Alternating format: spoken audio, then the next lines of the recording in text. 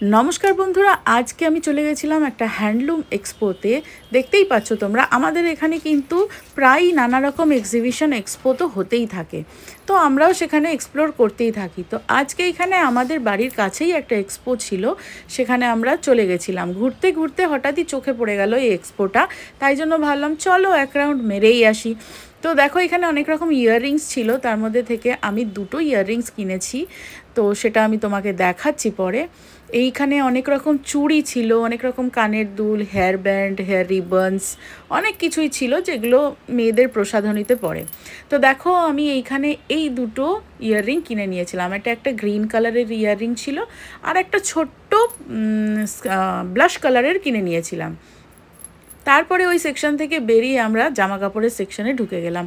এখানে নানা রকম মেল ফিমেল নানা রকম জামা কাপড় ছিল, শাড়ি ছিল। এখানে এই প্লাজো প্যান্টগুলো একটু হাত দিয়ে দেখছিলাম যে কোয়ালিটিটা কেমন, কিন্তু কোয়ালিটি আমার খুব একটা ভালো লাগেনি, তাই ছেড়ে দিলাম। ভাবলাম এখান থেকে শর্ট কুর্তাগুলো একটু নেব, তো সেটাও আমি একটু হাত দিয়ে দেখে নিচ্ছিলাম। কিন্তু সত্যি বলবো, এই জামা কাপড়গুলোর কোয়ালিটি আমার সেরকম ভালো লাগেনি।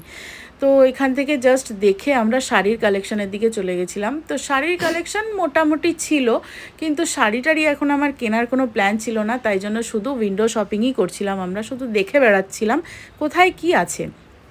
এরপরে এদিক ওদিক সেদিক দেখতে দেখতে যাচ্ছিলাম। অনেক রকম স্টেট থেকে নানা রকম শাড়ির কালেকশন নিয়ে আসা হয়েছিল এখানে, তো সেইগুলোই জাস্ট দেখতে দেখতে ভিডিও বানাতে বানাতেই যাচ্ছিলাম আমরা।